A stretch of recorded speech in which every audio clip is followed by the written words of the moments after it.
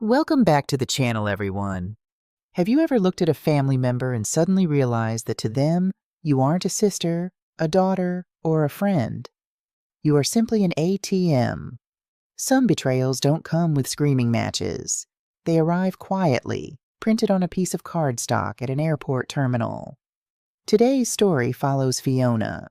At 32, Fiona had built a highly successful boutique real estate firm in New York from the ground up. She was a self-made, fiercely independent African-American woman who had spent the last decade working 80-hour weeks. But despite her success, she carried a heavy, invisible burden. She was the designated fixer for her older half-sister, Chloe, and her brother-in-law, Derek. The air inside Terminal 4 at JFK Airport smelled of roasted coffee, expensive duty-free perfume, and the low, anxious hum of thousands of people rushing to be somewhere else. Fiona stood near the international check-in counters, her tailored camel coat draped over her arm, watching her half-sister approach. Chloe and Derek did not pack light.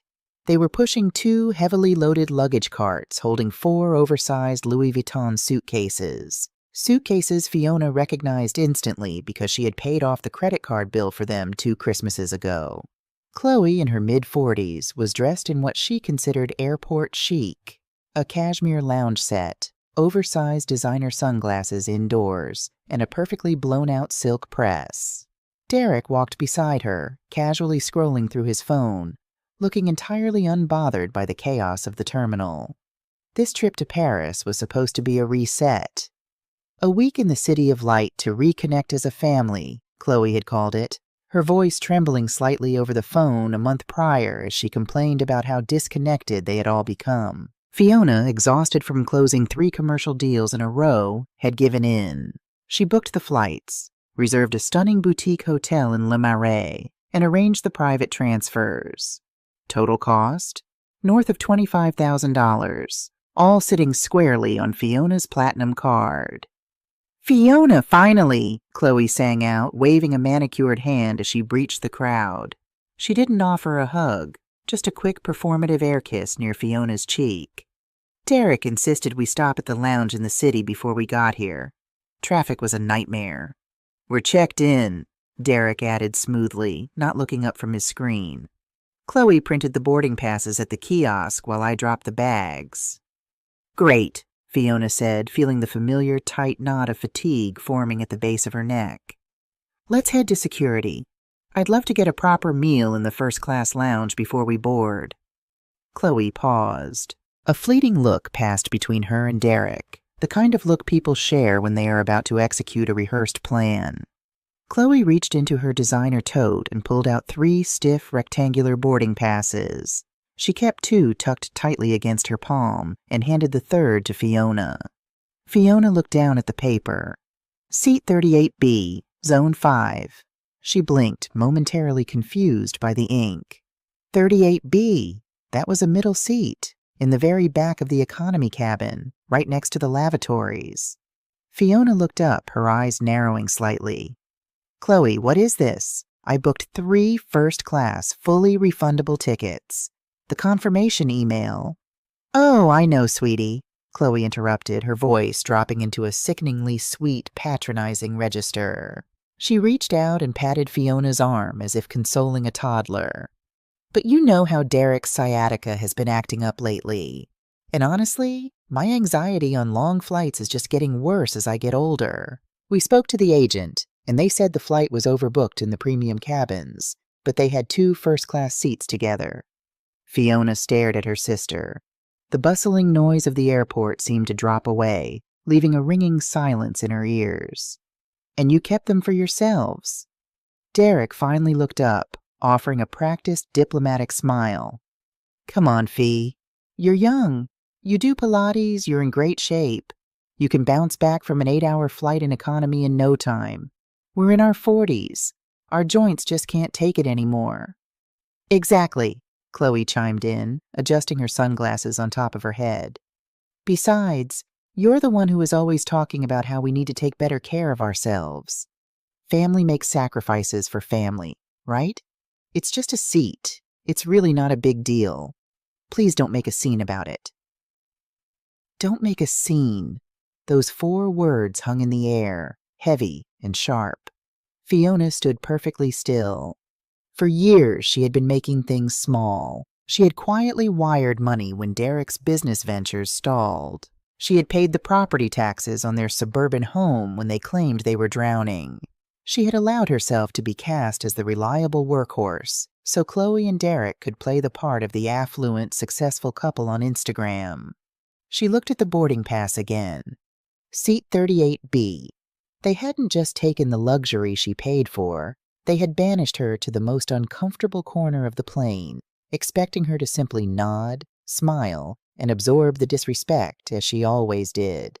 They believed her money was their right, and her comfort was irrelevant. "You're right," Fiona said quietly.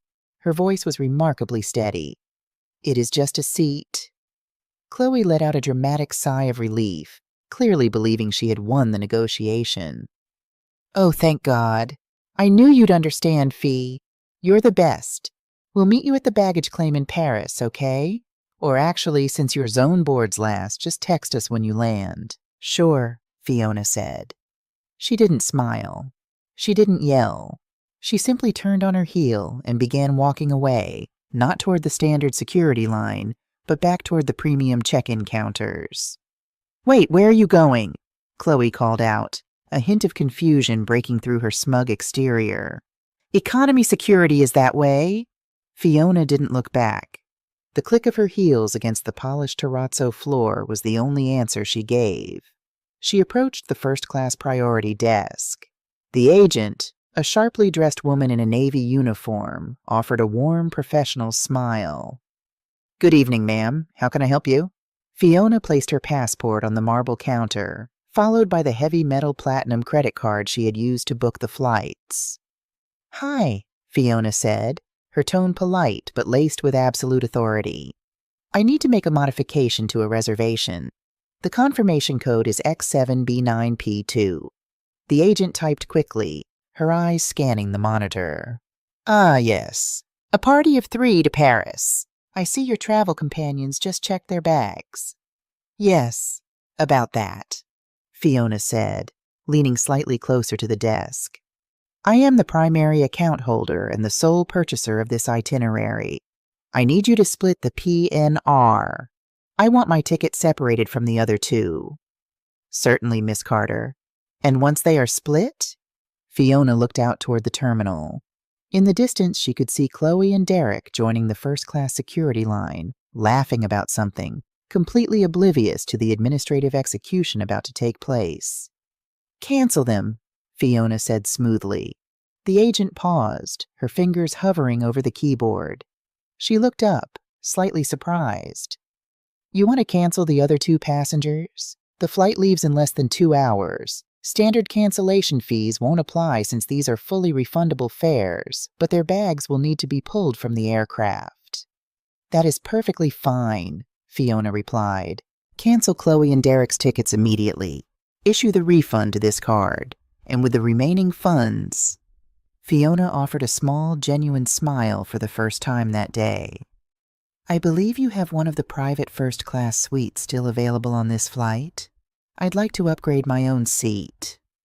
The agent's professional demeanor remained intact, but a glint of respect flashed in her eyes.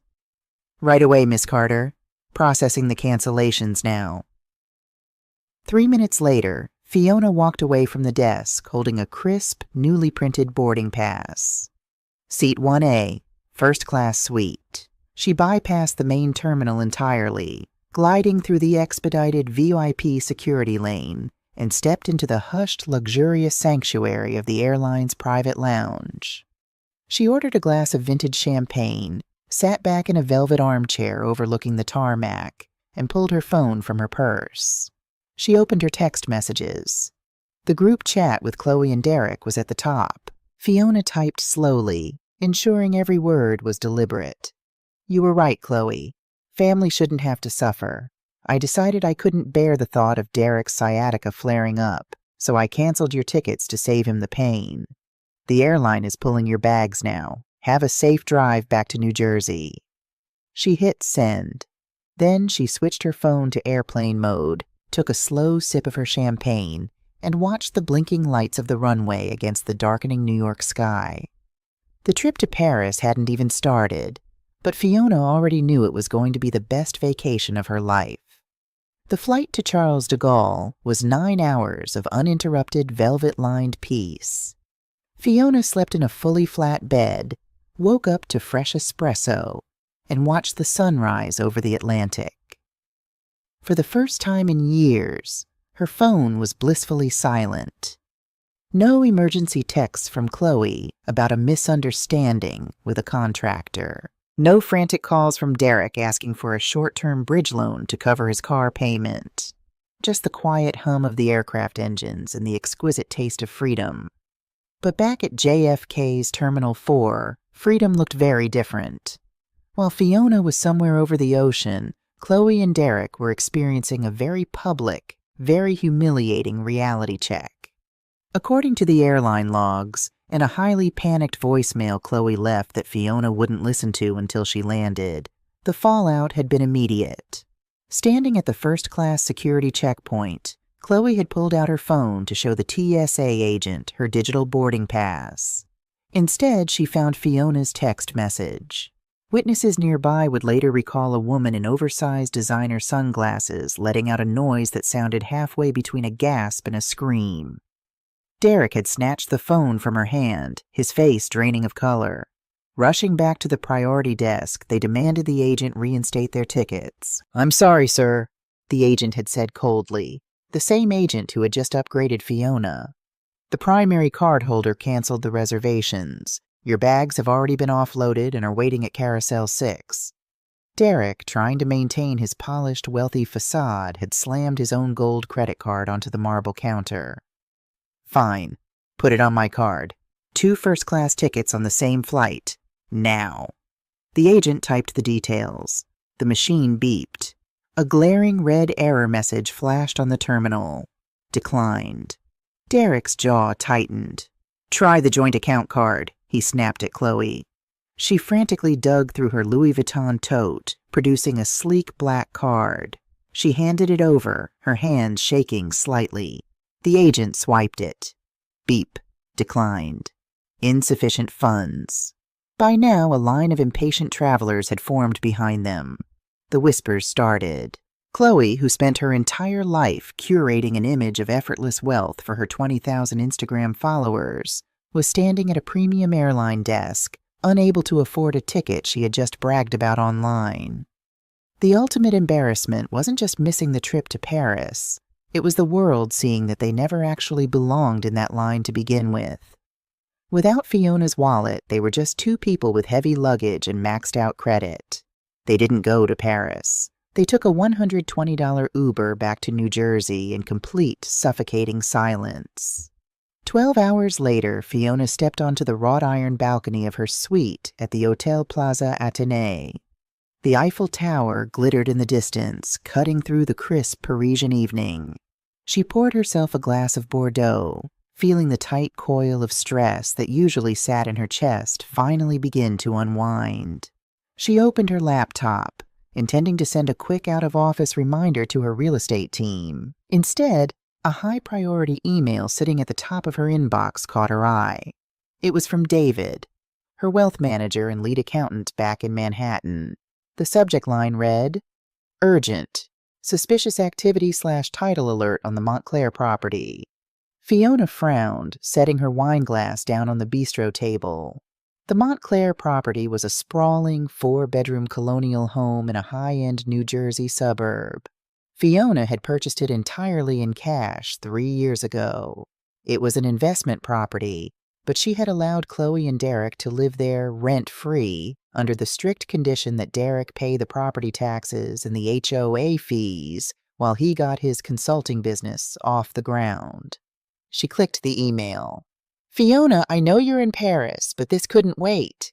My team was doing our quarterly sweep of your asset portfolio, and an automated alert triggered on the Montclair house. A massive hard pull was made on your credit profile 2 weeks ago, and a second mortgage, a home equity line of credit, HELOC, has been opened against the property. The draw amount is $400,000. The funds were wired out yesterday to an LLC registered under Derek's name. We did not authorize this. I pulled the preliminary paperwork from the county clerk. Your signature is on the closing documents, but it looks forged. Call me the second you read this." The cool Parisian breeze suddenly felt like ice. Fiona stared at the screen, the numbers blurring for a fraction of a second before snapping sharply back into focus. $400,000. This wasn't freeloading anymore. This wasn't taking advantage of a younger sister's generosity to score a free first-class flight or a designer handbag. This was wire fraud. This was a federal crime. Fiona didn't panic. Panic was for people who didn't know how to fight back. Instead, a terrifying absolute calm washed over her. She closed her eyes, piecing together the timeline. 2 weeks ago, Derek had stopped by her office unannounced. He had brought her a coffee and asked her to quickly sign a stack of standard HOA proxy forms for the Montclair Neighborhood Board. She had been on a frantic conference call and had signed the pages without looking closely at the bottom sheets. He slipped the mortgage authorization into the stack. And the trip to Paris? The trip Chloe had aggressively pushed for, begging Fiona to pay for everything so they could reconnect? It wasn't a family vacation. It was a distraction. They needed Fiona out of the country, away from her mail, and away from her accountant, while the $400,000 wire transfer cleared. Fiona picked up her phone and dialed David's number. He answered on the first ring. "Tell me you saw it," David said, his voice tense. "I saw it," Fiona replied. Her voice was terrifyingly soft, stripped of any familial warmth. "Did the wire clear?" "Yes. It landed in an account for Apex Consulting LLC, Derek's shell company. Fiona, this is felony forgery. If we freeze the account now, we might be able to claw back the funds, but we have to involve the authorities. I need to know how you want to handle this. He's your brother-in-law." Fiona walked back out to the balcony. She looked at the glittering lights of Paris, a city she had paid thousands of dollars to visit, only to realize her presence here was nothing more than a calculated trap set by her own blood. "David," Fiona said, her grip on the phone tightening, "draft the fraud affidavit. Get our litigation attorneys on the line. And book me the first flight back to JFK tomorrow morning." "You're coming back already? You just landed." "I am," Fiona said, her eyes cold. "Chloe and Derek wanted to play games with my assets. I'm going to go home and show them exactly what happens when you steal from the house." The flight back to New York was entirely different from the flight to Paris. Fiona didn't sleep and she didn't touch the champagne. She paid for the in-flight Wi-Fi and spent the next 8 hours doing what she did best, building an impenetrable case. By the time her tires touched down at JFK, the sadness of being betrayed by her only sister had burned away, leaving behind a cold, sharp, and highly focused anger. She didn't go to her apartment. She took a black car straight to a glass and steel skyscraper in Midtown Manhattan, the offices of her legal team. Walking into the high-end conference room, the air smelled of black coffee and laser printer ink. David, her wealth manager, was already there, flanked by Sarah, a ruthless corporate litigator who charged $800 an hour and was worth every penny. Spread across the mahogany table were bank statements, property deeds, and wire transfer logs. "Welcome back," David said grimly, sliding a thick manila folder toward her. "I wish the circumstances were better." Fiona dropped her designer bag onto an empty leather chair and leaned over the table. "Show me the forgery." Sarah opened the folder. Inside was the home equity line of credit agreement. There, at the bottom of the last page, was Fiona's signature. Fiona stared at it. It was a good fake. Derek had clearly spent hours practicing the loop of her F and the sharp tail of her A. But it was undeniably forged. He had slipped this single page into the stack of routine homeowner association proxies she had hastily signed 2 weeks prior. The bank processed the $400,000 draw against the Montclair property equity 4 days ago, Sarah explained, tapping the paper with her pen. The funds bypassed your primary accounts entirely and were wired straight into a newly formed LLC called Apex Consulting. Derek is the sole registered agent. Fiona crossed her arms, her mind racing. Derek hasn't consulted on anything in his life except which golf clubs to buy. What did he do with the money? Did he pay off their credit cards? No, David interjected, bringing up a screen on his tablet. That's the strangest part. He didn't touch their personal debt. The entire $400,000 is sitting untouched in an offshore escrow account. It doesn't make any sense. Why commit a federal crime just to let the money sit there? Fiona frowned. She walked over to the floor-to-ceiling window, looking down at the yellow cabs crawling along the Manhattan streets below. People like Chloe and Derek didn't sit on money. They spent it. They flaunted it. Unless the money wasn't meant to be spent, unless it was meant to be shown. David, Fiona asked quietly, turning around, can you pull up Chloe's recent emails, the ones she forwarded me when she was begging to plan this Paris trip? David brought them up on the conference room monitor. Fiona scanned the forwarded threads. Most were just links to luxury hotels and Michelin star restaurants. But then Fiona noticed a name buried in a CC line on an email Chloe had accidentally forwarded a month ago. Laurent Dubois. Who is Laurent Dubois? Fiona asked. Sarah's fingers flew across her laptop keyboard. A few seconds later, a LinkedIn profile appeared on the screen. Laurent Dubois. He's a major player in European luxury real estate. He runs a massive investment syndicate out of Paris. The puzzle pieces suddenly snapped together with terrifying clarity. The room went dead silent as Fiona realized the true scale of what her sister had done. The Paris trip, Fiona whispered, her voice laced with absolute disgust. It was never about family. What do you mean? David asked. Chloe didn't just want a free vacation, Fiona said, pacing the room now, her mind connecting the dots. She set up a meeting with Dubois in Paris. She's been masquerading on social media for years, pretending my success is a family business. She was going to pitch Dubois for a massive international partnership, but to get a seat at his table, she needed to show proof of liquid assets. That's the $400,000 sitting in escrow. It's her buy-in. Sarah's eyes widened as she caught on. And she wanted you in Paris. As the prop, Fiona finished, her jaw clenching. She was going to parade me around at dinners, introduce me as her junior partner, use my actual real estate portfolio and my reputation to close a multi-million-dollar deal with Dubois, while I sat there completely oblivious, thinking we were just having a nice family dinner. It was a masterclass in manipulation. Chloe had weaponized Fiona's love for family to secure a free flight, steal $500,000 of her equity, and use her as bait for a fraudulent international business deal. And she had the nerve to try and put Fiona in a middle seat in economy while she did it. Felony wire fraud, identity theft, and attempted corporate fraud, Sarah said, closing her laptop with a definitive snap. Fiona, if you take this to the authorities, Derek is looking at a minimum of 5 to 10 years in federal prison. Chloe will likely face conspiracy charges. They will lose everything.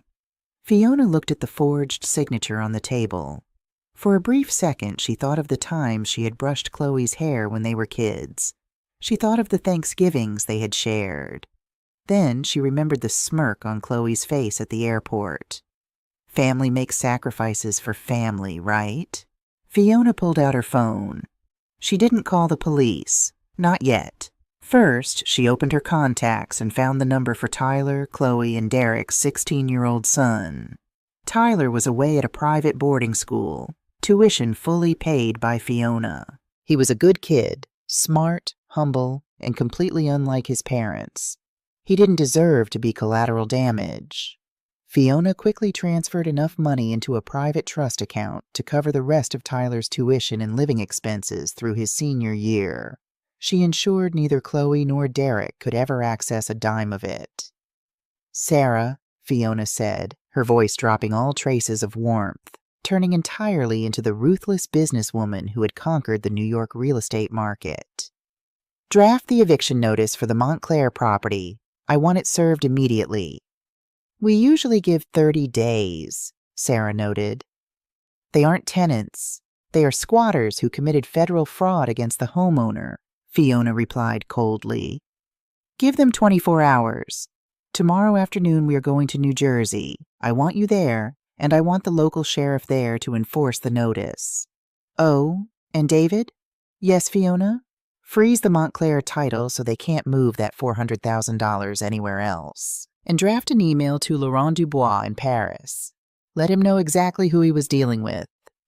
Fiona picked up her designer bag and walked toward the door.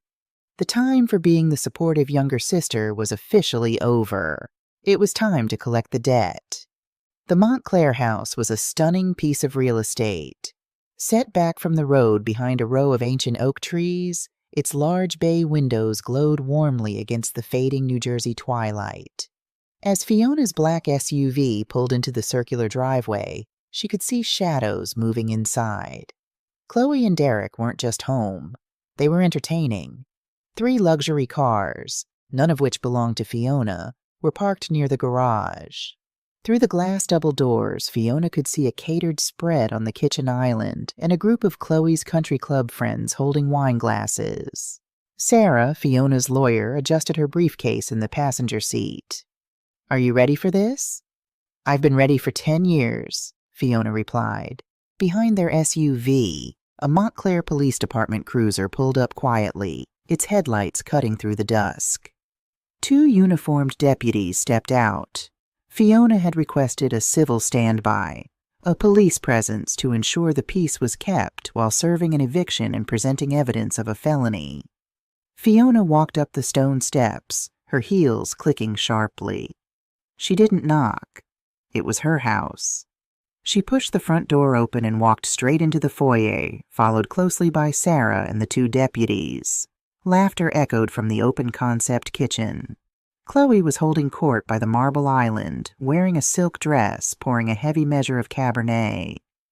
So I told Fiona, honey, you just go to Paris and handle your business crisis. We'll take a rain check, Chloe was saying, her voice dripping with performative martyrdom. Derek and I just couldn't enjoy first class knowing she was so stressed out. Family supports family, you know? That is a fascinating version of events, Chloe, Fiona said. Her voice wasn't loud, but it cut through the room like a scalpel. The laughter died instantly. Several guests turned around, their smiles freezing when they saw Fiona, and more importantly, the 2 police officers standing by the doorway. Chloe's wine glass slipped slightly in her hand. The color drained from her face, leaving her expensive foundation looking suddenly ashen. Fiona? What? I thought you were in France. Why are the police here? Derek emerged from the patio holding a pair of grilling tongs. He stopped dead in his tracks. His eyes darted from Fiona, to the lawyer, to the badges on the deputies' chests. The confident, smooth-talking brother-in-law evaporated in an instant, replaced by a man who looked like he was about to be physically sick. I came back early, Fiona said smoothly, stepping fully into the kitchen. The guests awkwardly stepped aside, parting like the Red Sea. It turns out my business crisis wasn't in Paris. It was right here in my kitchen. Fiona gestured to Sarah. The lawyer stepped forward, unclasped her leather briefcase, and pulled out a thick manila folder. She didn't hand it to Chloe. She dropped it directly onto the center of the marble island, right next to the charcuterie board. The heavy smack of the paper made several people flinch. What is this? Derek asked, his voice cracking. That, Fiona said, her eyes locking onto his, is a copy of the $400,000 home equity line of credit you took out against my property 2 weeks ago. And right on top is the signature page you forged. A collective gasp rippled through the guests. A woman in a tennis skirt quickly put her drink down and whispered to her husband. They began inching toward the coat rack. Chloe's mouth opened, but no sound came out. She looked at Derek, waiting for him to spin a lie, to smooth it over. But Derek was paralyzed. Did you really think my accounting firm wouldn't notice a hard pull on my credit? Fiona asked, her voice dangerously calm.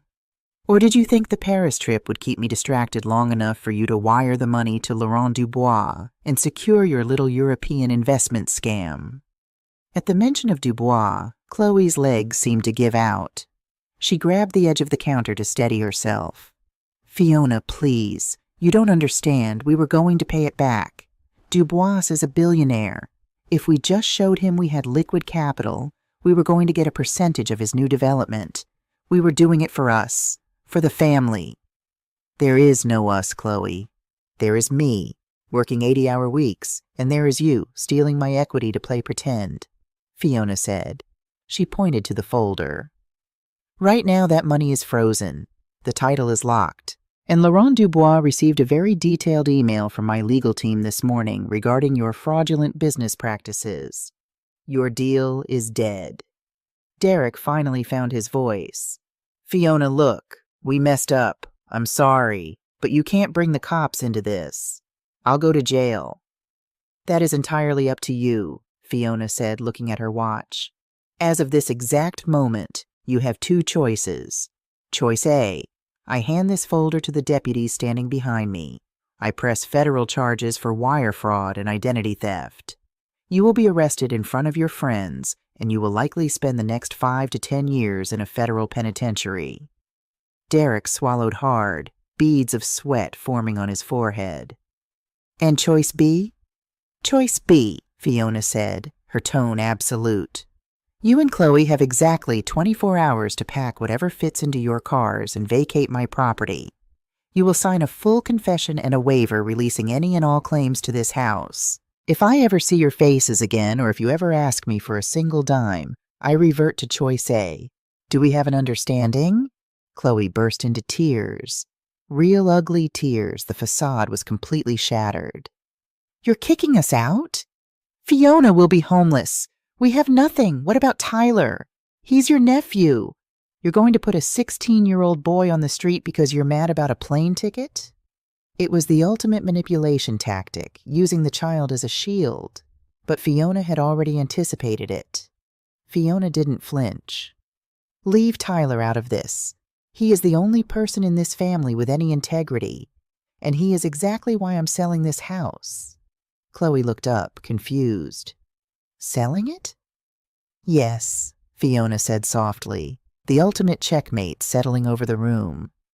"The house goes on the market Monday, but the profits aren't going into my bank account. Every single penny of equity from this property is being transferred into a locked, irrevocable trust fund in Tyler's name. It will pay for his senior year, his college tuition, and his first down payment on a house." Fiona leaned in slightly, making sure Chloe heard every single word. "Tyler is going to be incredibly well taken care of. He will have the head start in life that I had to build for myself, but the trust is heavily restricted. If either of you tries to withdraw a single cent, the fund dissolves, and the money goes to charity. You get nothing. You take your designer bags, and you leave." The silence in the kitchen was absolute. The guests had completely stopped moving. Chloe stared at Fiona, realizing for the first time in her life that there was no loophole, no tears, no guilt trips, and no manipulation could fix this. The Bank of Fiona was permanently closed. 24 hours, Derek, Fiona said, turning her back on them. "Sarah will be here tomorrow at 6 p.m. for the keys." Fiona walked back through the foyer, nodding politely to the deputies. "Thank you, officers. We're done here." She stepped out into the cool evening air. The heavy oak doors closed behind her, shutting away the crying, the excuses, and a decade of ungrateful burdens. As she climbed into the back of her SUV, her phone buzzed. It was a text from Tyler. "Hey, Aunt Fee. The school just emailed me about my tuition being fully covered. Did you do that? Are you okay?" Fiona smiled. It was the first time she had smiled genuinely in weeks. She typed back quickly. "I'm doing great, Ty. Study hard. I'm so proud of you." She locked her phone and looked out the window as the car rolled down the driveway, leaving the Montclair house behind. She didn't know where she was going to have dinner tonight. She didn't know what tomorrow would look like. But as the New York skyline appeared in the distance, glowing against the dark sky, Fiona took a deep breath. For the first time in her life, she was traveling completely baggage-free.